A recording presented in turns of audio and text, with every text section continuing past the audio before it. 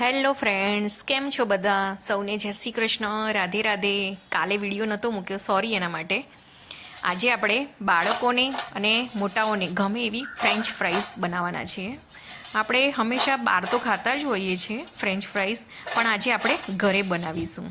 તો કેટલીક નાની નાની ટિપ્સ છે, આખો વિડીયો પૂરેપૂરો જોજો, તો જ તમારી આ ફ્રેન્ચ ફ્રાઈઝ પરફેક્ટ બનશે. સ્કીપ કરીને જોશો તો એ પરફેક્ટ તમને રિઝલ્ટ મળશે નહીં અને સોફ્ટ બની જશે ફ્રેન્ચ ફ્રાઈઝ. તો જોવા હું તમને એક તોડીને બતાવું છું. અંદરથી એકદમ મસ્ત છે, બહારથી એકદમ ક્રન્ચી છે. તો આ ફ્રેન્ચ ફ્રાઈઝ બનાવવા માટે આપણે જે લાલ બટાકા આવે છે ને એ બટાકાનો ઉપયોગ કરવાનો હોય છે. અને જે ટેમ્પરેચર હોય છે તેલનું એ કેટલું રાખવાનું છે એ હું આ વિડીયોમાં તમને બધું જ સમજાવવાની છું. તો ચાલો મિત્રો, આપણે બનાવવાની શરૂઆત કરી લઈએ. તો આ ટાઈપના લાલ બટાકાનો ઉપયોગ કરવાનો છે, કેમ કે આ જે લાલ બટાકા હોય છે એ કઠણ હોય છે અને એમાં સ્ટાર્ચનું પ્રમાણ એકદમ ઓછું હોય છે. ફ્રેન્ચ ફ્રાઈઝ બનાવતી વખતે સ્ટાર્ચ નહીંવત હોવું જોઈએ બટાકામાં, નહીં તો તમારા બટાકા જે હોય અંદર તેલ પી જશે અને પોચા બની જશે ફ્રેન્ચ ફ્રાઈઝ, તો તમને ખાવાની મજા નહીં આવે અને એકદમ ચૂઈ લાગશે. તો આપણે આ બટાકાને આ રીતે આપણે છોલી દેવાના છે, સરસ રીતે પાણીથી પહેલાં ધોઈ દેવાના છે અને આવી રીતે સાફ કરી લેવાના છે એની સાલને. જો તમને આવા લાલ બટાકા ના મળે તો જ્યારે બટાકાની સિઝન આવતી હોય છે ત્યારે જે બટાકા નવા બટાકા આવતા હોય છે એ બટાકામાં પણ સ્ટાર્ચ ખૂબ ઓછો હોય છે, તો એ બટાકા તમે લઈ શકો. પણ જે અત્યારે રેગ્યુલર માર્કેટમાં મળે છે, જે સબ્જી બનાવવા માટે યુઝ કરો છો, એ બટાકા નથી લેવાના. તો આપણે આવી રીતે કટ કરી લેવાના છે. ચારે સાઈડથી વ્યવસ્થિત પ્રોપર કરી લઈશું તો કેવી એની ચિપ્સ સરખી પ્રોપર બનશે આ ટાઈપની. અને આ છે આપણે પહેલાં પાણીમાં મીઠું નાખીને પાણીને બરાબર ઉકાળી લેવાનું છે. અને જે આપણે ચિપ્સ કટ કરેલી છે એને સૌથી પહેલાં આપણે ગરમ પાણીમાં 4થી 5 મિનિટ માટે મીડિયમ ગેસ પર આપણે કૂક કરી લેવાની છે. આપણે વધારે કૂક નથી કરવાનું. હવે આપણે જે અડધી ચમચી જેટલો લીંબુનો રસ નીચોવે છે એનું કારણ એ છે કે આપણે જે આ બટાકા છે એમાં સ્ટાર્ચ હોય છે, તો એ બધો સ્ટાર્ચ એનો બહાર નીકળી જાય અને બટાકા આપણા એકદમ વ્હાઈટના વ્હાઈટ રહે, એમાં જરા પણ મેલ ના રહે, એટલા માટે આપણે લીંબુ નીચોવીએ છીએ. હવે આપણે મીડિયમ ફ્લેમ પર 4 મિનિટ માટે કૂક કરી લેવાનું છે.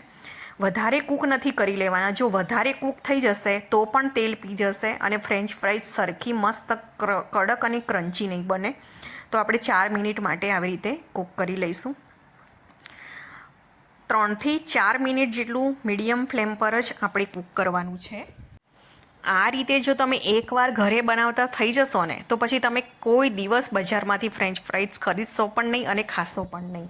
તો એકવાર જરૂરથી મિત્રો તમે મારી આ રેસીપી ટ્રાય કરજો. અને મેં જે તમને નાની નાની વસ્તુ કીધેલી છે કે આ ટાઈમે આ વસ્તુ કરવાની છે, તો તમે એ પ્રમાણે જો ફોલો કરશો ને તો ફ્રેન્ચ ફ્રાઈઝ સેમ પરફેક્ટ બજાર જેવો ટેસ્ટ આવશે અને સાવ ઓછા ખર્ચામાં બની જશે તમારી ફ્રેન્ચ ફ્રાઈઝ. તો આપણે 4 મિનિટ માટે આવી રીતે કૂક કરી લીધેલા હતા. બટાકાને વધારે નથી, 10% જેટલા જ કૂક કરવાના છે. જો એમાં ઉપર જે વ્હાઈટ દેખાય છે એ સ્ટાર્ચ છે, એ બધું આપણે નીકાળી દેવાનું છે. અને આપણે આવી રીતે જોવાનું, આ તૂટી ના જવી જોઈએ. આપણી જે ચિપ્સ છે બટાકાની એ તૂટી ના જવી, ખાલી થોડીક ચિંગમની જેમ થોડીક વળવી જોઈએ. એ જરાક થોડીક વળે એટલે પછી આપણે આપણા ચિપ્સને કાઢી લેવાના છે અને બધું જ પાણી આપણે સરસ રીતે નિતારી દેવાનું છે.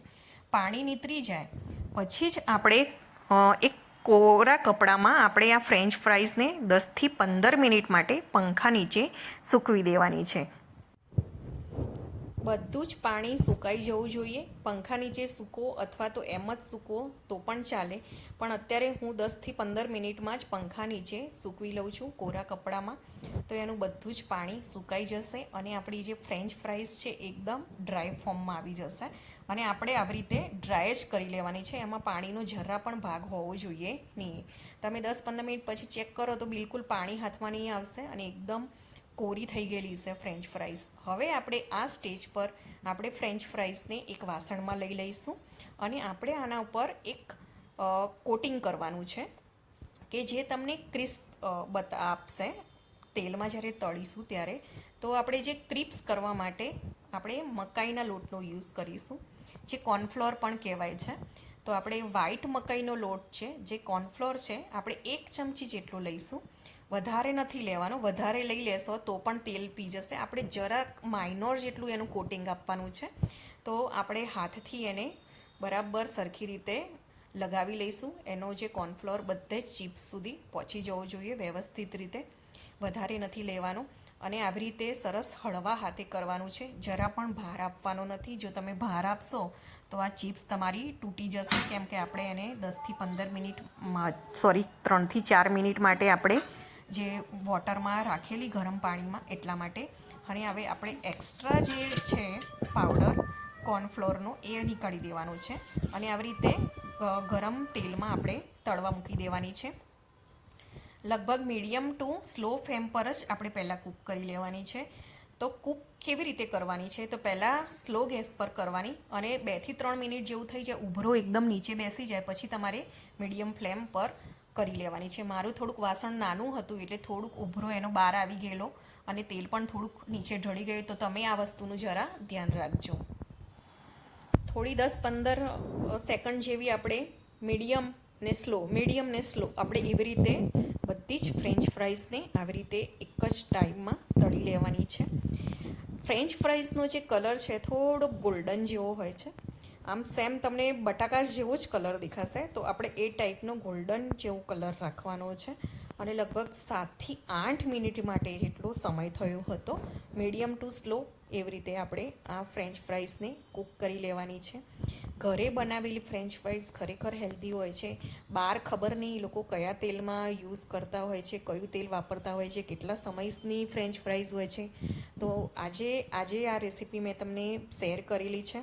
તો આજ તમે તમારા બાળકને આવી રીતે જ ખવડાવજો. જ્યારે બી જરૂર પડે ત્યારે ઘરે બટાકા તો હોય જ છે. 10થી 15 મિનિટમાં આ રેસીપી થઈ જાય છે, બહુ સમય પણ નથી લાગતો અને ખાવાની તો ખરેખર મજા આવે છે. અને આ રેસીપીમાં તમે જો બટાકાને પહેલાં એકવાર તેલમાં આવી રીતે તળી લેવાના છે અને આ સ્ટેજ પર જો તમે હમણાં ના સર્વ કરવા માગતા હો તો આ બટાકાને જે આપણે એકવાર તળી દીધા હતા એને તમે ઠંડા પાડી દેવાના છે. અને ઠંડા કરી દીધેલા પછી તમે એને ફ્રીઝમાં 2થી 3 મહિના માટે સ્ટોર કરી શકો છો. ફ્રીઝરમાં જે ડીપ ફ્રીઝર હોય એમાં તમે સ્ટોર કરી શકો છો. હવે આપણે 4થી 5 મિનિટ માટે મીડિયમ ટુ સ્લો પર કરીને આપણે અધકચરી આ ચિપ્સને તળી દીધેલી હતી અને બરાબર ઠંડી પણ કરી દીધેલી છે. 10થી 15 મિનિટ મેં ઠંડી કરી દીધેલી હતી અને ઠંડી થઈ જાય પછી આપણે ફરીથી એના એ ફ્રેન્ચ ફ્રાઈઝને ફરીથી આપણે એ જ તેલમાં તળી દેવાની છે મીડિયમ ફ્લેમ પર 7થી 8 મિનિટ માટે. ટોટલ પહેલી બેચ અને બીજી વખતે જ્યારે આપણે તળીએ છીએ ત્યારે ટોટલ 7થી 8 કે 10 મિનિટ જેટલો સમય લાગશે. બરાબર, વાસણની સાઇઝ પર પણ ડિપેન્ડ કરે છે કે વાસણ કેવડું છે, કયું છે, એના પર પણ કુકિંગનો ટાઈમ ડિપેન્ડ કરતો હોય છે. તો આ રીતે તમારે મીડિયમ પર તળી દેવાની છે. આપણે 2 વખત જે કૂક કરીએ છીએ એના લીધે જે ક્રન્ચનેસ છે ને એ લગભગ 4-5 કલાક સુધી એવી ને એવી રહે છે. 4-5 કલાક સુધી પણ ફ્રેન્ચ ફ્રાઈઝ જરા પણ ઢીલા નથી પડતા અને જેવા તમે બહાર ખાઓ છો એવો સેમ ટેસ્ટ તમને આવશે આ પ્રમાણે. અને જો એક જ વાર તળશો તો ઇન્સ્ટન્ટ ખાઈ શકશો અને આટલી ક્રન્ચનેસ પણ નહીં આવે એમાં. તો પ્રોપર જે ક્રન્ચનેસ લાવી છે તમારે તો એના માટે આવી રીતે 2 વખત તળવા પડે. પહેલી વખતે જ્યારે આપણે તળીશું એટલે 30થી 40% જેવા જ તળીશું અને પછી 10થી 15 મિનિટ માટે ટોટલી એકદમ ઠંડા કરી દેવાના છે ફ્રેન્ચ ફ્રાઈઝને અને પછી તેલ બરાબર ગરમ કરી લેવાનું છે અને આ રીતે બીજી વાર તમારે ગરમ તેલમાં તળી લેવાના છે. 5થી 7 મિનિટ અત્યારે ને 2-3 મિનિટ આગળ, એમ ટોટલ 10 મિનિટ જેવું એપ્રોક્સ ટાઈમ થશે. જો હું તમને ક્રન્ચનેસ બતાવું કે આની ક્રન્ચનેસ કેવી છે. જો તમને અવાજ આવે છે ને, એકદમ મસ્ત સુપર ક્રન્ચી આપણી ફ્રેન્ચ ફ્રાઈઝ રેડી થઈ ગયેલી છે. ફ્રેન્ચ ફ્રાઈઝને આપણે મેવો સાથે કે પછી સોસ સાથે સર્વ કરી શકીએ છીએ અને એમ જ પણ એકલી મસ્ત લાગે છે. મેં અત્યારે ઓરેગાનો અને ચીલી ફ્લેક્સ એની પર સ્પ્રિંકલ કરી દીધેલો છે. જુઓ, ખૂબ જ મસ્ત. આ મારી રેસીપી જો તમને ગમી હોય તો મારી ચેનલને લાઈક કરજો, શેર કરજો, સબસ્ક્રાઈબ કરજો. Thank you for watching my video. જય શ્રી કૃષ્ણ. રાધે રાધે.